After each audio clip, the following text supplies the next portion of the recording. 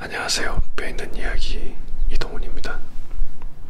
예전에 우리가 올렸던 영상 중에 굉장히 퀄리티가 좋은 영상인데도 불구하고 조회수가 얼마 나오지 않았던 영상을 오늘 다시 한번 리뷰를 해보는 시간을 갖도록 하겠습니다.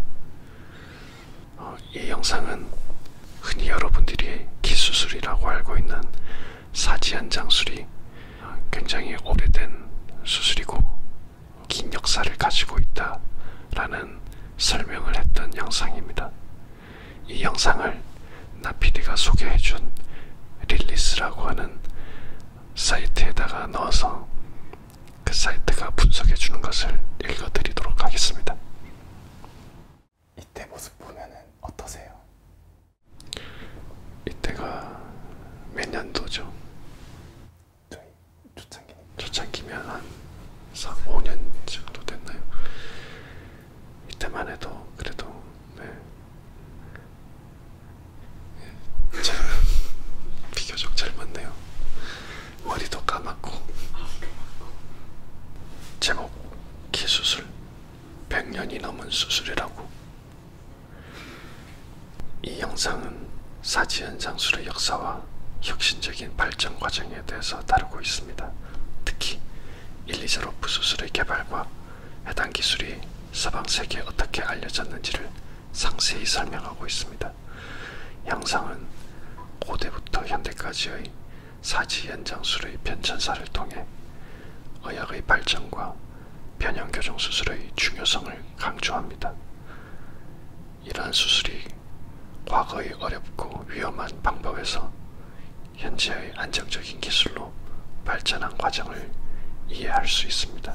이 AI가 용어 설명을 했는데 몇 가지 중요한 용어를 설명을 해드리겠습니다. 사지연장술. 사지연장술은 다리나 팔의 길이를 늘리거나 모양을 바꾸는 수술입니다. 라고 했는데 기본적으로 연장술이니까 뼈의 길이를 늘리는 수술이라고 하면 됩니다. 다만 뼈의 길이를 늘릴 때는 주변에 있는 연부 조직, 특히 근육이 저항하기 때문에 뼈가 늘어나면서 휘는 경향이 있습니다. 그래서 사지연장술을 하려면 변형교정 수술도 잘 할 수 있어야 연장을 할 수가 있습니다. 변형교정 수술. 변형교정 수술은 뼈가 똑바르지 않을 때 뼈를 바르게 만드는 수술이다. 쉽게 말해 아니 설명이 너무 마음에 안 들어서 변형교정 수술은 뼈의 모양을 똑바로 잡는 수술이라고 생각하시면 됩니다. 외고정장치.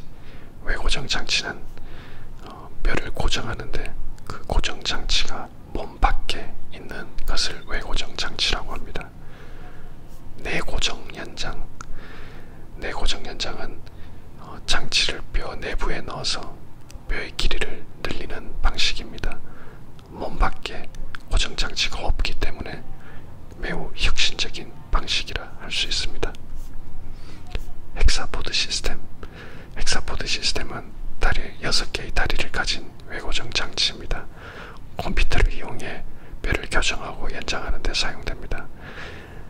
컴퓨터를 이용해서 6개의 다리의 길이를 변화시킴으로 해서 연장, 단축, 그리고 모든 방향으로 뼈의 모양을 한 번에 변화시킬 수 있는 방식입니다. 자, 그러면 용어 정리는 이 정도로 하고 내용 요약한 걸 읽어보겠습니다. 사지연장술의 역사적 발전.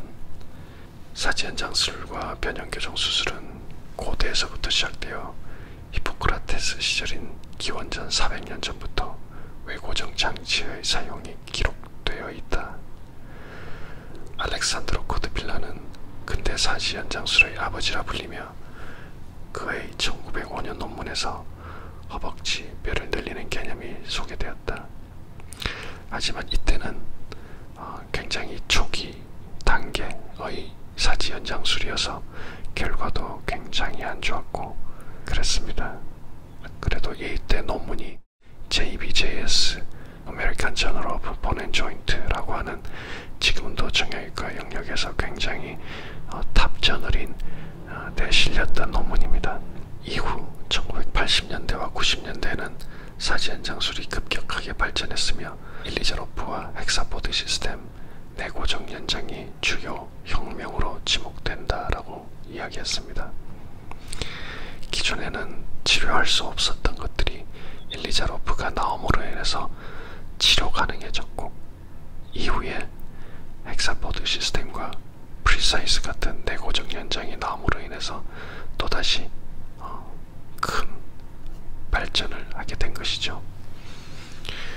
이러한 혁신은 사지 연장술 역사에 큰 변화를 가져왔고 현대 정형외과에서 중요한 역할을 하고 있다. 이 일리자로프 수술의 역사적 의의. 일리자로프 수술은 1980년대부터 90년대 사이에 발전하며 현대 사지 연장술 개념의 대부분을 일리자로프 선생이 확립한 것이다. 카를로 마우리라는 이탈리아 알프스 등반가가 다리 부상으로 인해서 일리자로프 치료를 받게 되었고, 그로 인해 수술의 효과를 직접 경험했다. 마우리는 수술 후 겪은 변화에 감명받아 일리자로프를 초청하여 1981년에 첫 강의를 이탈리아에서 개최하였다. 이후 이탈리아, 유럽, 미국의 여러 의사들이 일리자로프 수술을 배우기 위해 러시아 구르간으로 가게 되었다. 1990년대에는 한국에서도 일리자로프 수술이 본격적으로 시작되었으며 이는 정형외과 역사에서 중요한 사건으로 여겨진다. 이걸 다시 제가 설명을 드리면, 일리자로프 선생은 원래 폴란드 사람입니다. 그런데 2차 세계대전이 끝나고 러시아에서 의사생활을 하는데 전쟁 후에 전쟁 때 다친 많은 사람들을 치료를 하게 되죠. 그때 다리가 휘어진 사람, 또 뼈가 소실된 사람, 뼈가 짧아진 사람, 또 골절 환자들, 이런 사람들을 치료를 하기 위해서 일리자로프라는 수술 기구도 만들게 되고, 점진적 연장술, 천천히 연장하면 뼈가 나오더라 하는 이 개념을 일리자로프 선생이 확립하게 됩니다. 러시아 안에서만 이 수술이 시행되어 오다가 이탈리아 알프스 등반가 카를로 마우리가 심하게 다쳤었습니다. 종아리뼈가 잘 붙지가 않고 고름이 계속 나오는 소위 분류학과 만성골수염을 앓고 있었습니다. 여기에는 분류압이라는 설도 있고 부정유압, 뼈가 잘못 붙어서 휘어져 붙었다라고 하는 부정유압이라는 설도 있습니다. 어쨌든 카를로 마우리가 당시 노르웨이의 도르 하이어달이라고 하는 인류학자가 인류의 대륙간 이동을 증명하기 위해서 태평양을 건너는 모험을 하게 됩니다. 그때 카를로 마우리가 그 팀에 합류를 하게 되는데, 같은 팀에 러시아 내과 의사가 있었습니다.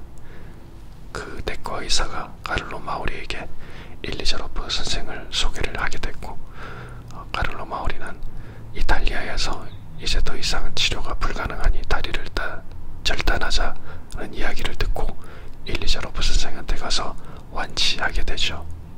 그래서 마우리의 친구 중에 정형외과 의사가 있었는데, 그 정형외과 의사한테 이야기를 했더니 그 당시에 정형외과 학회에 일리자로프 선생을 초청을 하게 됩니다. 당시 이탈리아 의사들이 얼마나 큰 충격과 감동을 받았던지 일리자로프 선생 강의가 끝나고 10분 동안 기립박수를 쳤다라고 합니다. 지금까지 몇 분이 깨어 계실까요? 아마 90%는 다 주무시고 계시지 않을까 생각합니다. 한 분을 위해서 계속하겠습니다. 그래서 이 일리자로프 선생이 만든 일리자로프 수술의 의의는 이전에 치료하기 거의 불가능했던 여러가지 치료들, 뼈의 길이와 모양을 바꾸거나 또 뼈가 비어있는 뼈의 결손 부위를 채우거나 아니면 만성골수염, 이런 것들을 일리자로프 수술로 인해서 이제는 치료 가능하게 됐다라는 것이 가장 큰 의의다라고 하겠습니다. 그래서 이 일리자로프 수술은 여러분들이 흔히 아주 위험한 수술이라고만 인식을 하고 계시겠지만 전체 정형외과 역사에서도 손에 꼽을 만한 혁신적인 수술법이 되겠습니다. 그래서 이 영상에서는 사지연장술에서 일리자로프 수술의 의의와 서방세계 확산에 대해서 이야기를 하였고, 다음 시간에는 스튜어드 플랫폼이라고 하는 컴퓨터 기반의 변형교정 사지연장 기술 헥사포드 시스템에 대한 것과 외고정 없이 내고정만으로 연장 수술을 하는 프리사이즈 수술에 대해서 설명한 예정이라고 하였습니다. 청중에게 도움이 되었다면 구독, 좋아요, 알람 설정을 부탁하는 메시지를 전했다고 합니다. 그때는 했었나 보네요. 어떠세요? 이 AI 이렇게 정리해주는 스크립트 AI. 신기하네요. 잘 정리해 놓은 것 같습니다. 제가 했던 이야기는 5년 전에 제가 일리자로프 수술에 대해서 여러분들이 가지고 있는 편견을 깨기 위해서 이런 영상을 만들었습니다. 물론 일리자로프 수술은 지금도 많은 합병증이 생길 수 있는 쉽지 않은 수술임은 분명합니다. 그렇지만 이걸 잘 사용을 한다면 기존에는 불가능했던 일들을 많이 할 수가 있습니다. 최근 제가 베이징에서 열린 국제사지연장 변형교정학회, 저희 분야에서는 가장 큰 학회에 가서 참석을 했는데요. 저도 가서 강의를 하고 왔습니다. 지금은 많이 고전적인 일리자로프 방식에서 많이 발전을 해서 지금은 변형교정을 할 때도 외고정을 쓰지 않고 가능하면 내고정을 써서 교정을 하는 방식이 많이 발달했고, 그 중에 하나가 제가 이번에 가서 강의했던 내용입니다.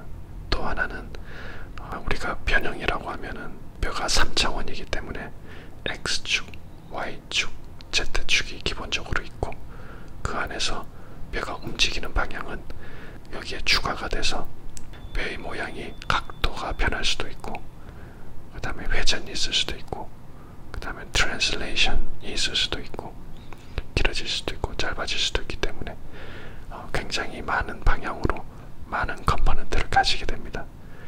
고전적인 일리자로프는 이런 복잡한 것들을 해결하기에는 의사한테도 너무나 어려운 문제였습니다. 그렇지만 이제는 헥사포드 시스템이 있기 때문에 이런 것을 이용을 해서 굉장히 쉽게 의사에게도 쉽고 환자에게도 편하게 해결을 할 수 있는 시대가 되었습니다. 그래서 국제학회에서도 요즘에는 이런 헥사포드 시스템을 가지고 많이 발표를 하고 있습니다. 또 하나 중요했던 것은 프리사이즈 내고정 연장 기구입니다.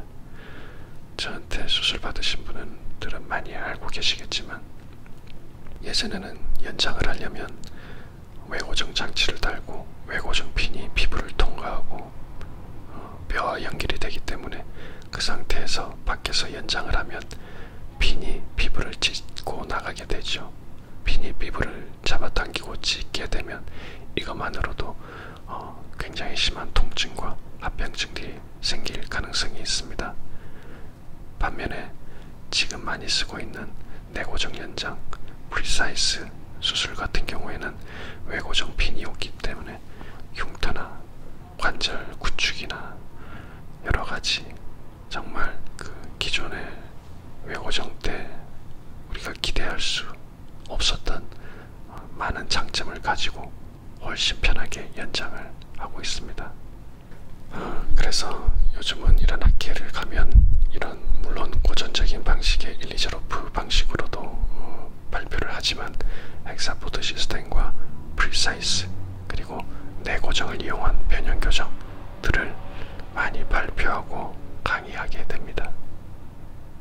그래서 저는 요즘에 저한테 이런 수술을 받으러 오는 분들을 보면 대놓고 그렇게 이야기하지는 못하지만 제 마음속에는 정말 좋은 시기, 말이 좀 이상하지만 좋은 시기에 이런 치료를 받아서 그래도 그 중에서는 행운이시다 라는 생각을 합니다. 듣고 계신 분들은 대답 좀 해주세요.